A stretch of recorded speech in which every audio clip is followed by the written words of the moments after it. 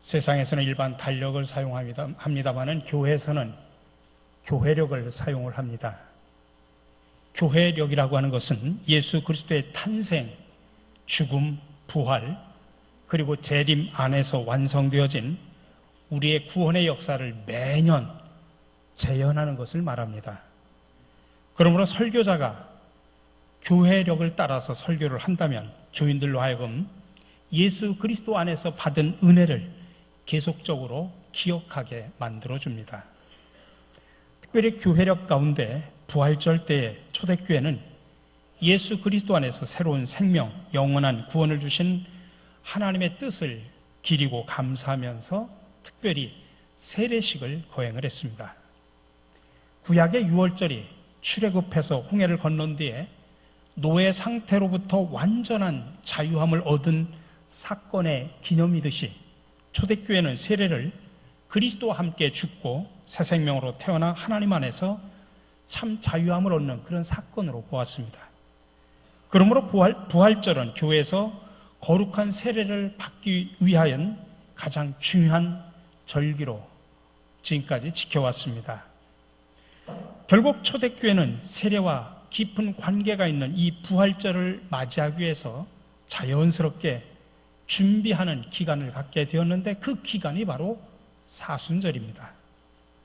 즉 그들은 그토록 귀중한 부활절을 맞이하기 위해서 그 전에 십자가의 순환을 명상하고 금식하고 회개하는 가운데 세례를 준비하고 또 새로이 세례받는 교인들과 함께 감격의 부활주의를 맞이했습니다. 이것이 바로 교회력 가운데 사순절의 역사적인 배경입니다. 그리고 오늘이 바로 그 사순절의 첫 번째 주일입니다. 올해는 특별히 지난 주 10일을 우리가 참회 수요일이라고 표현하는데 지난주 수요일부터 시작을 해서 매 주일을 작은 부활주일이라고 말하는데 그 매 주일을 제외한 40일간 계속되는 이 사순절, 사실은 그 주일을 포함하면 한 46일이 됩니다.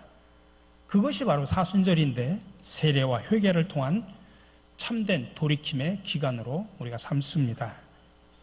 그러므로 사순절은 무엇보다도 먼저 우리의 옛사람이 죽지 아니하면 우리가 그리스도와 함께 새로운 삶으로 나아갈 수 없다는 사실을 상기시켜 줍니다.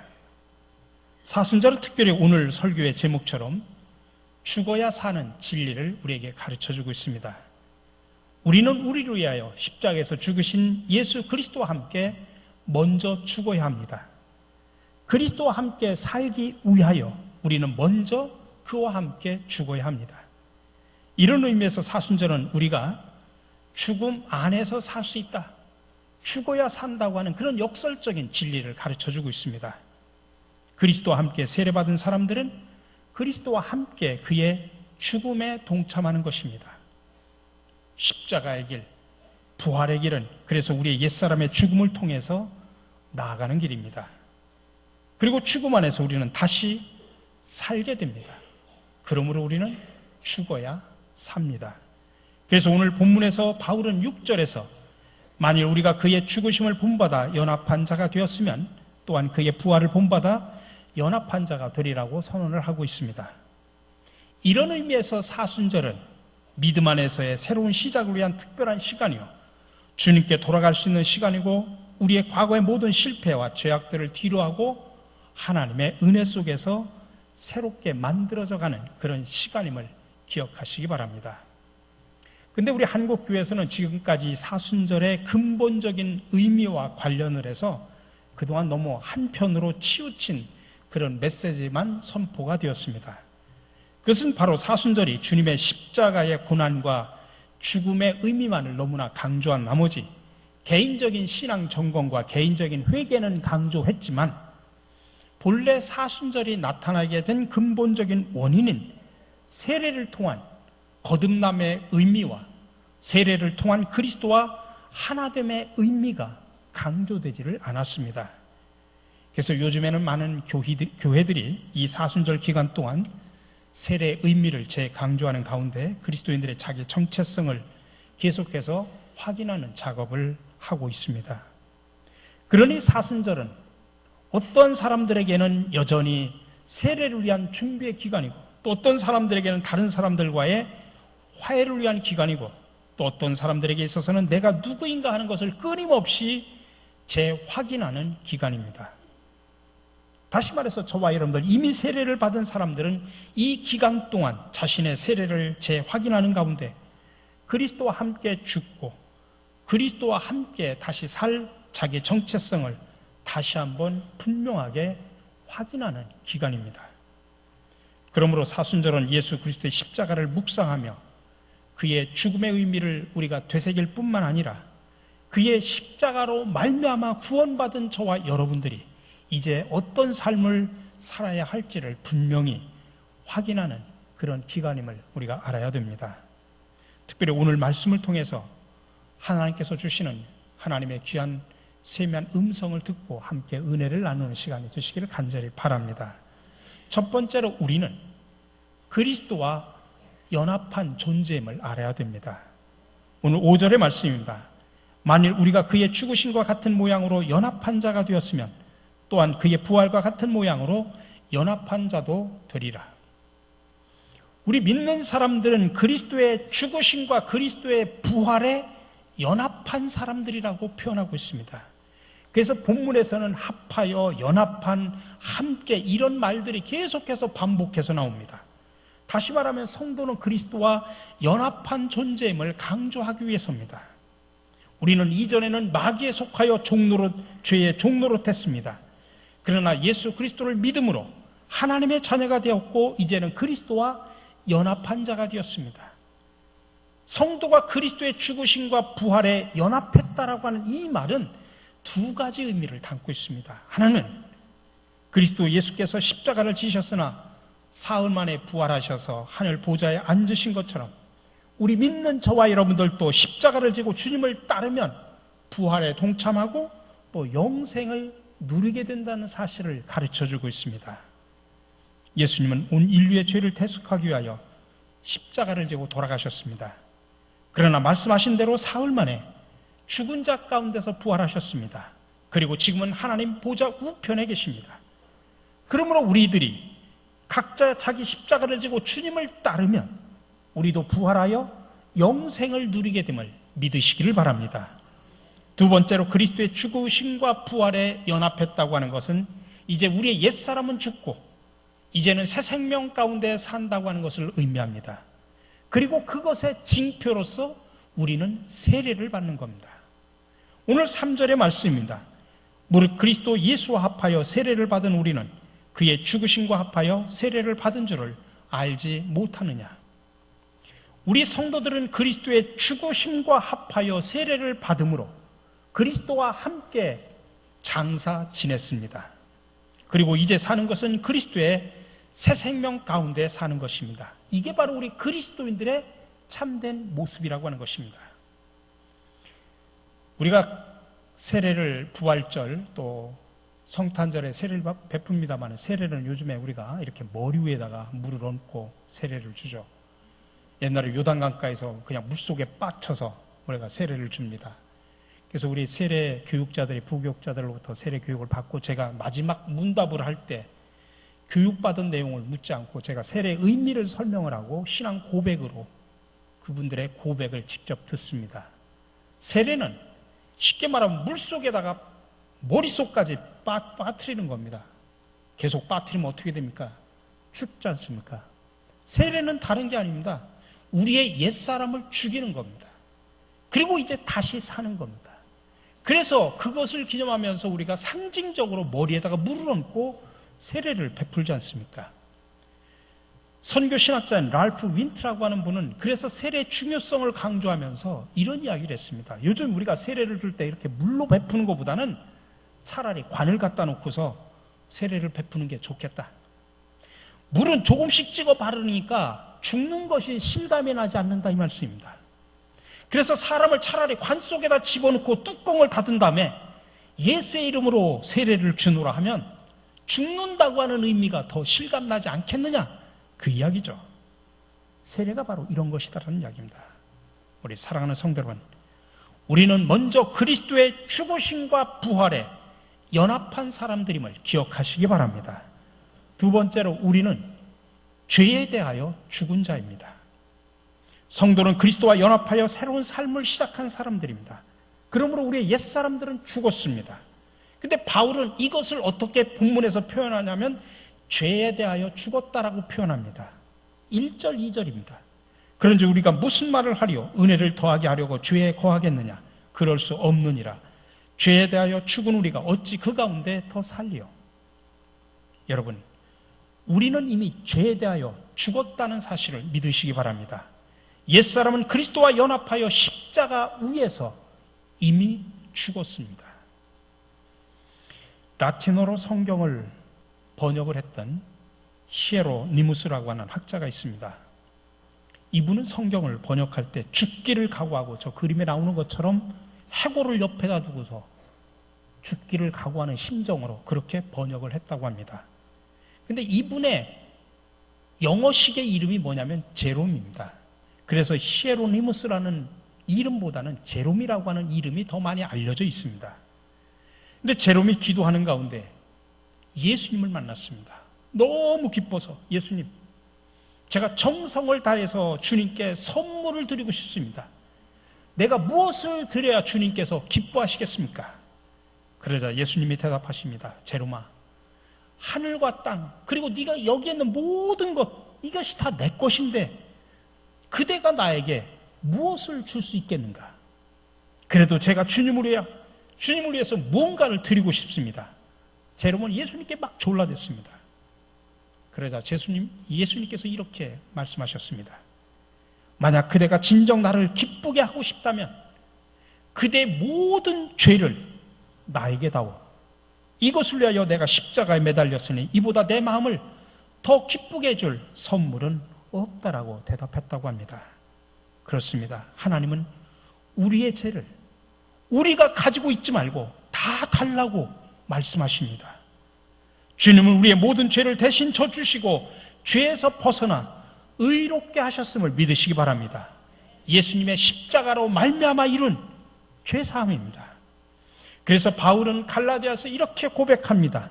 내가 그리스도와 함께 십자가에 못 박혔나니 그런즉 이제는 내가 사는 것이 아니요 오직 내 안에 그리스도께서 사시는 것이라. 근데 우리가 이 말씀 속에서 한 가지 깊이 묵상해야 될 것이 있습니다. 대부분의 많은 성도들은 십자가를 바라보면서 예수님이 우리의 죄를 대신해 죽은 것에 깊이 묵상을 합니다. 근데 나의 죄를 대신해서 죽은 것만 생각합니다. 물론 그것도 사실입니다. 그러나 예수님이 나의 죄를 대신해서 죽으셨다는 것만 생각한다고 하면 그것은 반쪽짜리 신앙입니다.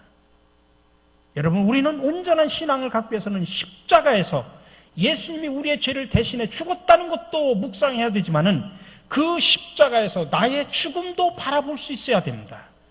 십자가에 달린 나의 모습도 바라볼 수 있어야 온전한 신앙입니다. 구약 성경에 보면 제사를 지낼 때 소나 양이나 염소나 이런 동물들을 갖다가 제물을 가지고 와서 제물로 드리면서 제사를 지내죠.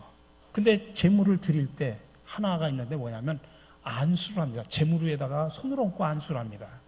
근데 그 안수를 제사장이 하는 게 아닙니다.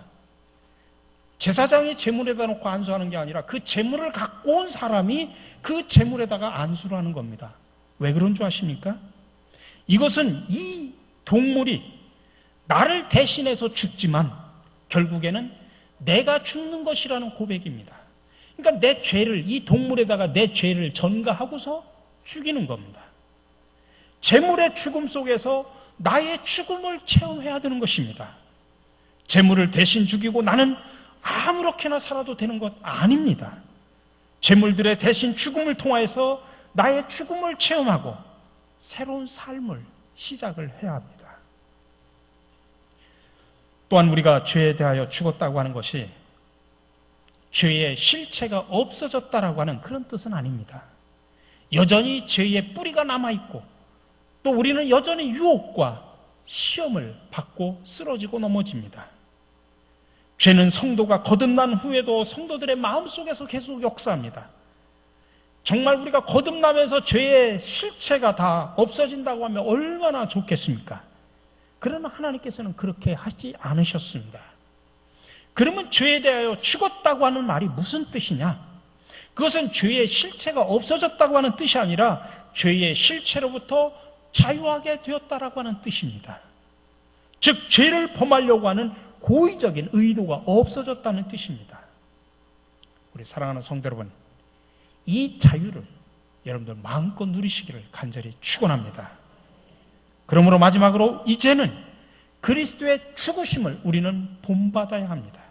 오늘 6절의 말씀입니다. 만일 우리가 그의 죽으심을 본받아 연합한 자가 되었으면 또한 그의 부활을 본받아 연합한 자가 되리라. 그럼 우리가 본받아야 되는 그리스도의 죽음은 어떤 것입니까? 여러분, 예수님의 죽음의 성격은 자발적인 겁니다. 죽임을 당한 것이 아니라 스스로 죽은 것입니다. 마찬가지로 회개나 세례는 옛사람의 우리의 자발적인 죽음입니다. 남에게 비판을 받는 것이 아니라 스스로 자신을 비판하는 것입니다. 여러분, 빼앗기는 것과 주는 것은 엄청난 차이가 있는 것과 마찬가지입니다. 이처럼 성도가 죄에 대해서, 옛사람에 대해서 죽을 때 자발적이어야 합니다. 심판이 무서워서 죽는 것이 아닙니다. 법이 무서워서 죽는 것이 아닙니다. 내 체면 때문에 죽은 척하는 것도 아닙니다. 오직 하나님을 기쁘시게 해드리기 위해서 내가 스스로 자발적으로 죽는 것입니다. 그러나 안타깝게도 많은 사람들이 마지못해서 죽는 척합니다. 목사의 체면 때문에, 장로와 권사의 집사 체면 때문에 죽는 척하는 사람들이 얼마나 많은지 모릅니다. 그러다가도 이해관계에 얽히면 옛사람이 다시 불쑥 솟아납니다. 그것은 진정 죽은 것이 아니라 죽은 척 했기 때문입니다. 우리 사랑하는 성도 여러분, 억지로 마지못해서 죽은 척 하지 마시기 바랍니다. 자발적으로 하나님의 영광을 위하여 옛사람을 죽이시기를 간절히 축원합니다. 한동안 뭐뭐가 죽어야 뭐뭐가 산다고 하는 시리즈가 유행된 적이 있습니다. 공자가 죽어야 나라가 산다는 책도 있었죠. 명절을 지나면서 그런 말도 있습니다. 주자가 죽어야 여자가 산다. 주자가 이렇게 가부장적인 그런 관훈상제에 대한 제자백과를 통해서 만들어가지고 여자는 거기에 순종을 해야 된다고 하는 그런 강요 때문에 여자가 힘들어서 주자가 죽어야 여자가 산다고 하는 그런 말도 있습니다. 교회 안에서는 목사와 장로가 죽어야 교회가 산다는 말도 있습니다. 다 맞는 말이기도 할 겁니다. 그러나 여러분, 결국은 따라서 합시다. 내가 죽어야 교회가 산다.